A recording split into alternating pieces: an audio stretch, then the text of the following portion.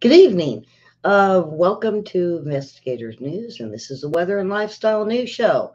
Boy, what a weekend, huh? Now it's President's Day. Go out and get the furniture. That's what I see on sale. Uh, all the sales for furniture. So if you need a bed or couch or dinette set, go get it. Uh, I don't know. Why do they do that on President's Day? We should be celebrating the presidents or Cracker Jacks. Yeah. I got a thing on Cracker Jacks today. Got lots of great news. Karen, did I surprise you that I'm on? I feel pretty good. I look horrible, but I feel pretty good. For those that don't know, I'm going to have heart surgery, and so I'm not in the greatest of shape. But you know, I jump in when I can. So I got a great show today, and we got Ari with weather. Mudslides they're expecting in California. Will those mansions fall off the cliff? I think they will. Karen says I did. And I called William up and I said, I hope you got a show together because here we go. Now, I just want to let everybody know I didn't do Justice for All today, but I got something on Jack the Ripper. He keeps coming up. It's like the worst cold case in history.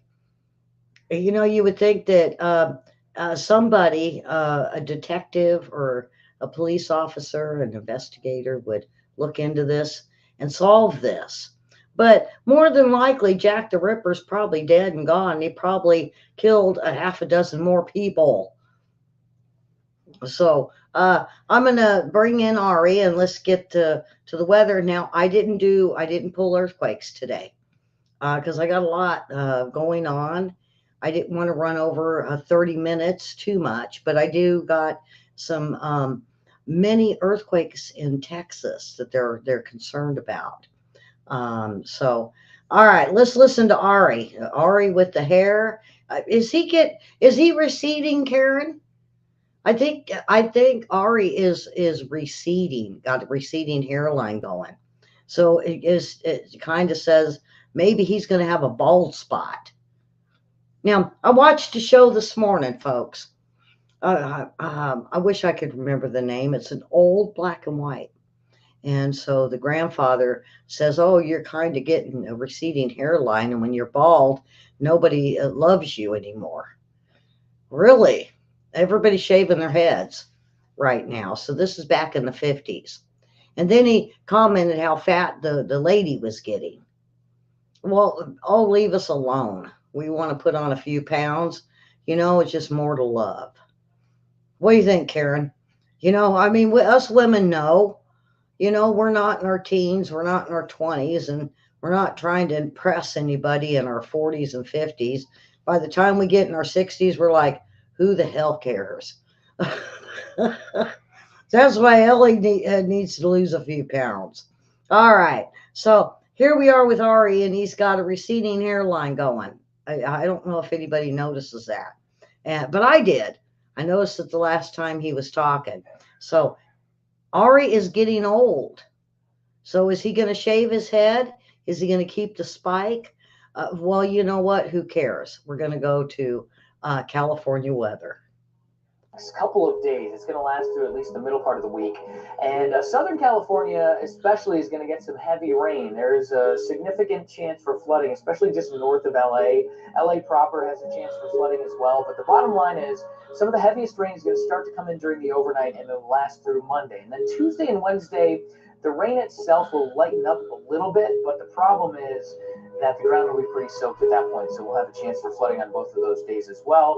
All the while it's raining in certain parts of California, we're also going to have some really heavy snow going on up in the high terrain. Mammoth Lake's about 1.5 to 2 feet of snow. Places like San Luis Obispo, Santa Barbara could see anywhere from 3 to 7 inches of rain through Wednesday. And they're talking many feet of snow up in the Sierras, the high Sierras. Now get this. They're going to get through the rain. They're going to get through the mudslides, and then that snow is going to melt. So there's more destruction to California coming. much needed rain, much needed precipitation, but California's been so dry. And then William said, "What? I thought the hills were on fire." Well, this maybe could put the fire out. But it doesn't help that we've got people with homes on cliffs that are fixing to tumble over. They're expecting many mudslides. So we'll see in the next few days, and maybe Wednesday I'll be good enough to jump in and do another one of these shows. Um, so I'm going to move on. Um, now, uh, I mentioned Daytona. I said NASCAR last week. Daytona 500. Forecast for rain delayed Daytona 500. And this was yesterday. It was washed out by rain Sunday. They will try to run the race on Monday. Um, so I'm not So the sure. Daytona Oh boy, 500. we're going to get two things of Ari today. All right. So Daytona, are you Has now waiting? been delayed. It's been pushed back until Monday at 4 p.m. Eastern. That's going to be the start time of the race. There's been just this big batch of rain that's been sitting over Daytona pretty much all of Sunday. So it's pretty much out of the question that the race was going to happen there. But the good news about Monday is that even though there are going to be a couple of showers around still in the morning, lingering, once we get into the afternoon, it clears out really nicely. So that should give them time to get the track dried and all that stuff. But between now and when the rain ends, we're thinking about 1 to 2 inches in Daytona Beach. So pretty good amount of rain, actually. Yep, slip sliding away. Yeah. Yeah, we accept typos in this show. Ellie does a lot of typos herself. So Daytona, is it out of the question for today? I haven't heard. The race was supposed to start at 4, which was about an hour ago. And I haven't heard nothing on it, but they expect a lot of rain today. Well, I say let them race. Let them race. They should have raced yesterday. If you got a schedule and they got rain, you know what? It just makes for a more exciting Daytona. Whether they slide or sideways around them corners and spin out or whatever, that's what everybody looks forward to. You can't get a perfect race day. Now it might hurt that. What do you think, William? I'm not a man and I don't watch racing.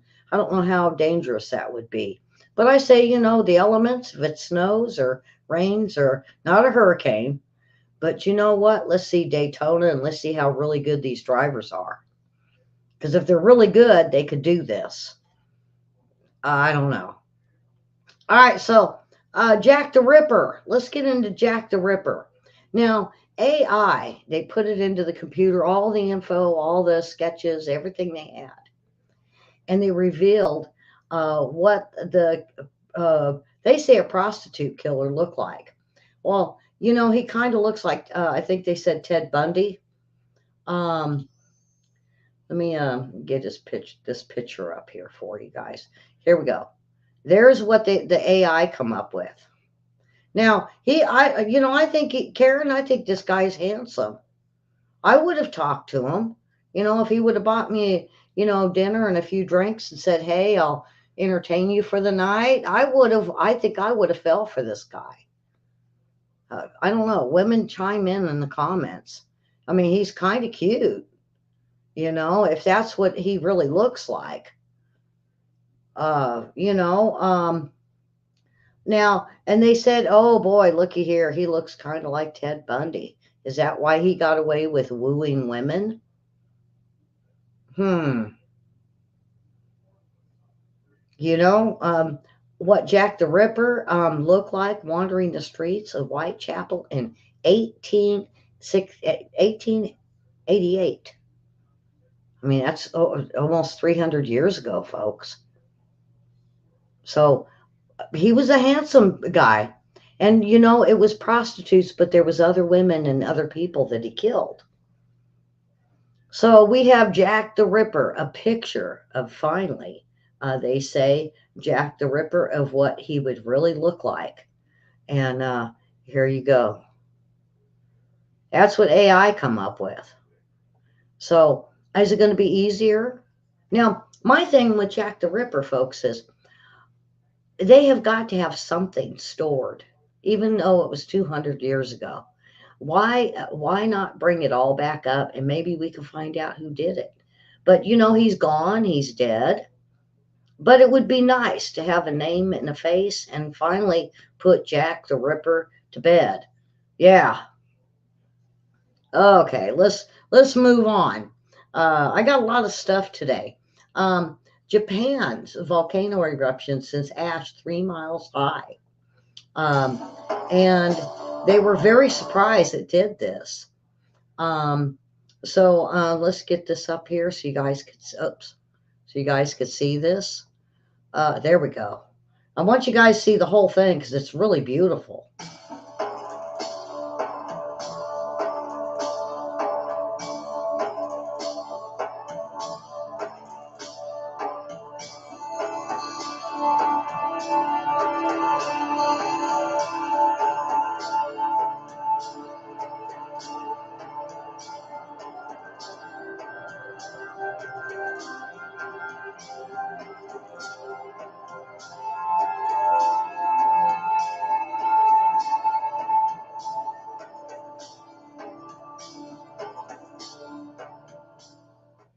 And so, we're having earthquakes, big earthquakes. We're having, and like I said, I didn't bring earthquakes up today because Texas, well, let's see, Texas County has had 30 earthquakes in 30 days. Fracking is likely, they say. Um, should we worry about this? Um, I don't know. Because we've seen Oklahoma have quite a few. There's been many places where there's been um, 10, 20, 30 earthquakes in the same areas. And they say it's not really fracking, it's not really digging for fossil fuels. It's just happening. And it's happening in areas in the same place and over and over and over again, whether it's ones and twos. So let me pull this up.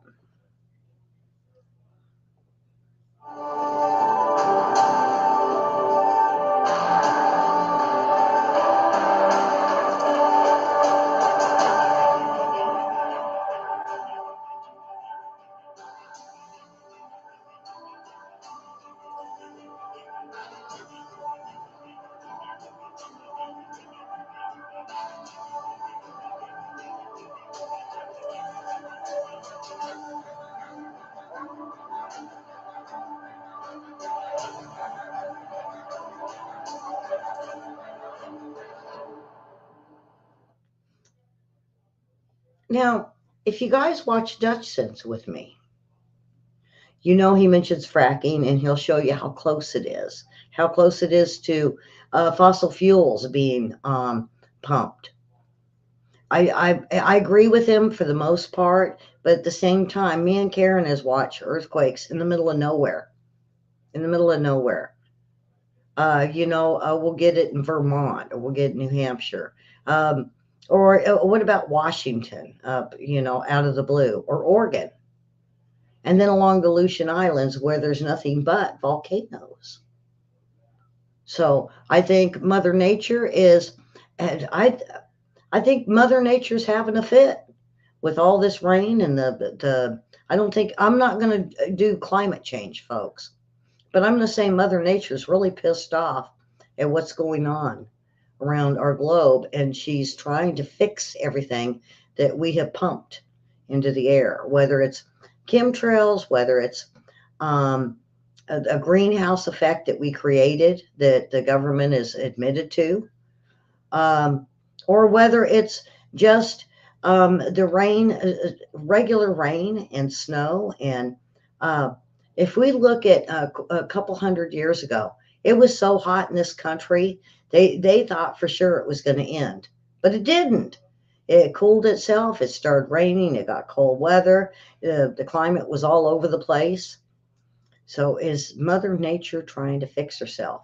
Be sure to put down in the comments. All right, so let's. I got a lot more, and I don't want to get past William's time. Um, Now, on this day, and I mentioned, um, you got to throw him up there. Cracker Jacks. I thought I would get into the presidents, and then I seen this on this day in history. February 19th, 1912. Cracker Jacks prize in every box. But we get what, tattoos? But they eventually took it away because everybody wants to eat it and choke on it. Well, quit choking on my toys, folks. Quit. Knock it off. Yeah. uh, um, so this day in history, the Cracker Jack started putting the prize in. Now I remember, we would get a box of Cracker Jacks, and I give them out at Christmas. It's a great stocking stuffer. Um, and sometimes I'll just put a few simple stocking stuffers in there to make up for the prize that you didn't get. Not no, no, no tattoo. Well, what person's going to put a tattoo on a baby? A 3 or 5 year old. Well, yeah, and they could still choke on the paper. Give me a break. Yeah. So it started its prize in every box promotion on this day. German immigrant Ruckium first invented the now ballpark treat in the late 19th century, they say. It was initially sold as candy and popcorn shop. Then the caramel coated popcorn made its official debut in 1893 at the Chicago's World Fair. So, now you go and you get different kinds of popcorn when you go to the fairs. I say try it out. There's not just caramel. I mean, no, I'm just going to stick with Cracker Jacks. 3 years after Rakim began to market the snack as Cracker Jack, the Encyclopedia of Chicago pointed it out. And lo and behold, in 1912, some 700 people in Chicago factory said they noticed it. And it was on February 19th that year, someone had come up with the idea to put a small prize in each box as a promotion, which boomed the sales and put Cracker Jack on the market. Wow. Yeah, that's awesome. Um, Now, how many times do we really see snow leopards, folks? And photographers and media from all over the world start looking for this when the snow comes out. And snow leopard cubs in New York and at the Bronx Zoo have lived up to their um, debut of the snow. Not many come out, but the snow leopard will. And we don't get to see this very often. Unless you go to the zoo early, you'll be able to see them. So here they are, folks. Enjoy.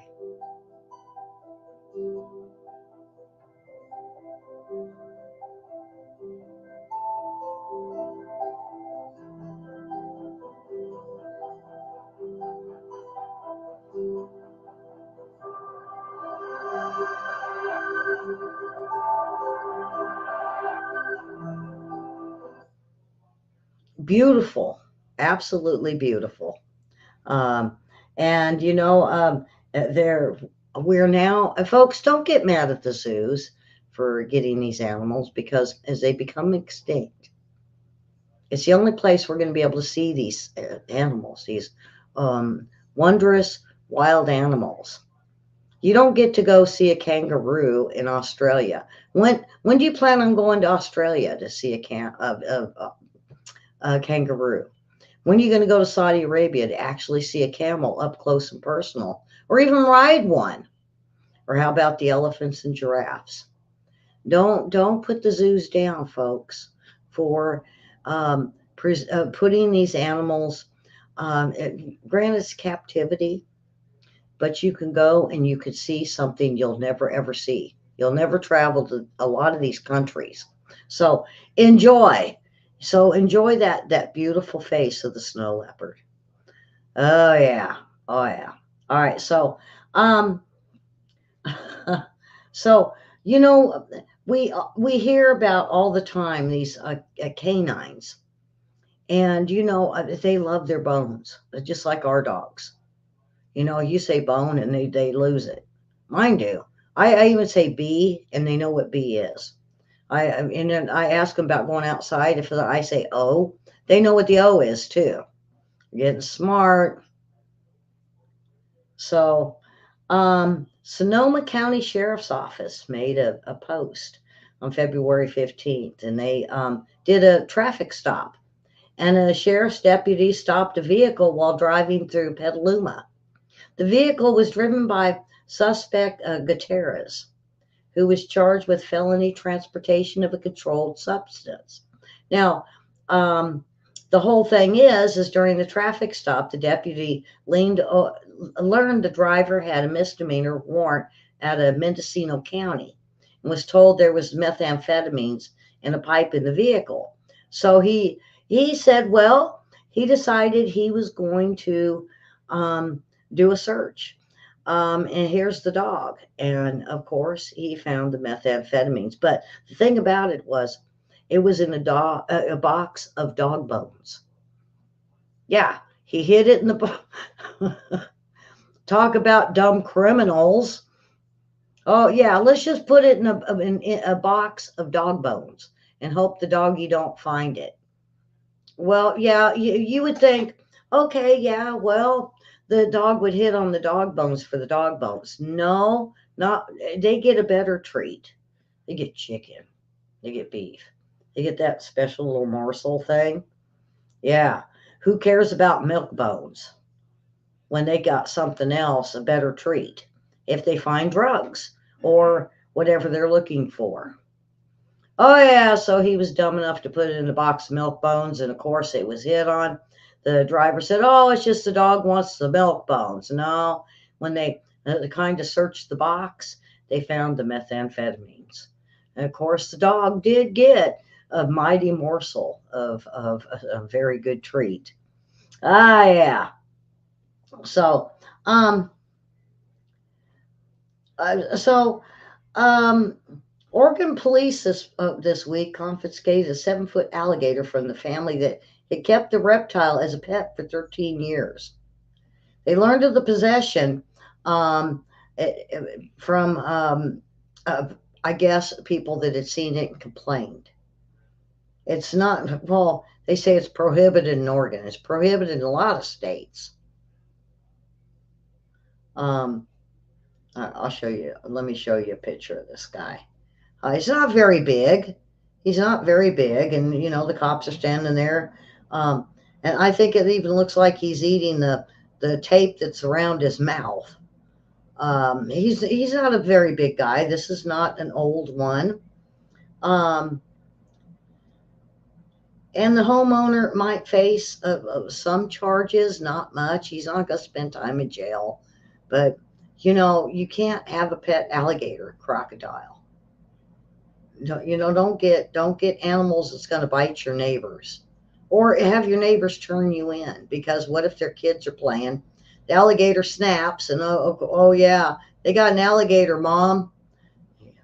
Yeah, bad news. All right, so bugnado, what is causing bugnados? Now, what the heck is a bugnado? I said, and the thing about it is I seen birdnado at my house. The birds, the last 2 days, blackbirds have been gathering up in my yard, and they almost go into like a bird NATO. But this is bug NATO. Yeah, I know you guys want to hear about this. So let's check it out.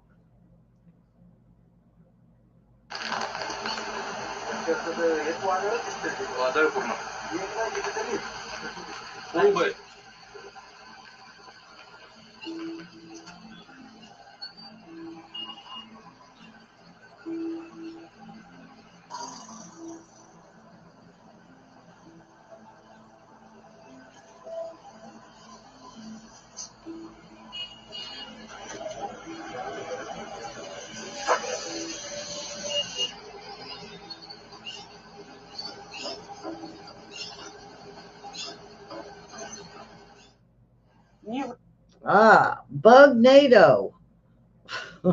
People jumped inside their house and closed everything because It was mosquitoes that time. Yeah, I think, and I don't think it's anything new. I don't think it's something weird. I just think this is just nature.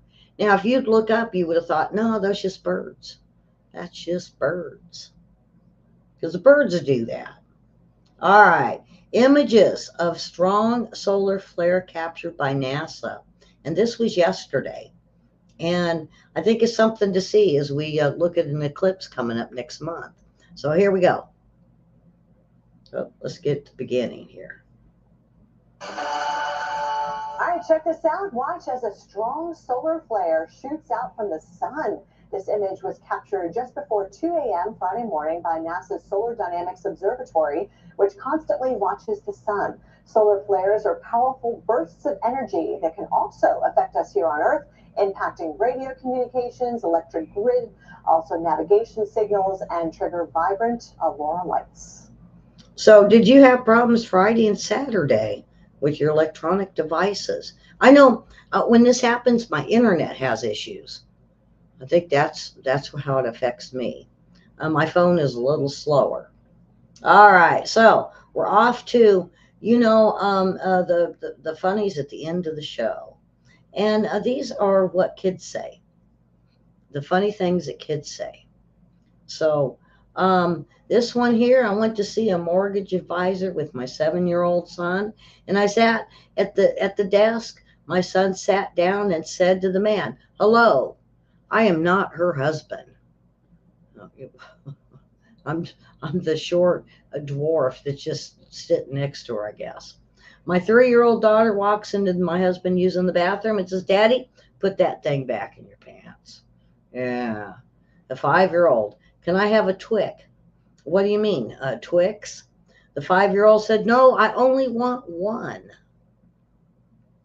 "Come on, Elisa, get it together," my almost 3-year-old daughter said to her doll, who kept falling over. "Yeah, get it together, doll. Come on, Barbie, you're better than that." The soccer coach, when you are trying to score a goal, kick the ball with the laces of your shoes. So my 4-year-old daughter, we're in preschool. There's only Velcro walking around here. My son walks up with me with his hands dangling under his chin, fingers spread out and wiggling around. "Mom, like my beard?" And I'm not going to say what the other thing is. "What? A beard and what?" "My beard. I'm an octopus." "Tentacles, kiddo. They're called tentacles." Yeah, that's what I mean. My nephew, happy birthday to Danny. And I've told you guys the story. He wanted to pick out a movie, and it was tentacles, but he said what this kid did. And shocked, being a shocked aunt, oh yeah, it's one of the puns and jokes of our family. But happy birthday to Danny. All right, I sat down with my 3-year-old daughter who was playing at her dollhouse. I asked which doll I could be, and she replied, "The one that does the dishes." Yeah. I dropped my son off at preschool, and he says, "Have a good weekend, Mommy," as he leaves the car. Clearly, he has plans that don't include me. A 3-year-old daughter, boys can wear dresses, right? Husband, yes, they can. Most boys don't, but if they want to, they could. 3-year-old, "Daddy, you wouldn't look good in a dress. It's not your style." Yeah, thank God. My 3-year-old son saw Nick Jonas singing on TV and said, "He doesn't have any friends, does he?" Now, I don't know who this Nick Jonas is, so I wouldn't know. Um, from my 5-year-old, "Why do my little ball things hurt when I squeeze them? They're not even attached to my body." Boy, these are some risque kind of things. Huh. This was Huffington Post that put this out. Why is the dog's head all wet? The 3-year-old standing outside the patio. "Because I peed on him." uh, 4-year-old, "I was using this Spider-Man cup all day without complaints. Then he hands it to me and calmly states, 'Here, Mama, this is the worst cup I've ever seen.'" Okay. These 2 and 3-year-olds got some vocabulary. My 2.5-year-old said, up a wall of toys around the kitchen and was lying down almost amongst them. Her stuffed giraffe kept falling on her face first. I just learned her saying, "I'm not food, giraffe. I'm not food." No, I'm not food. 2-year old, what's that? Can I hold it? That's a calculator. No, that's Calc You Now. So you see the Huffington Post.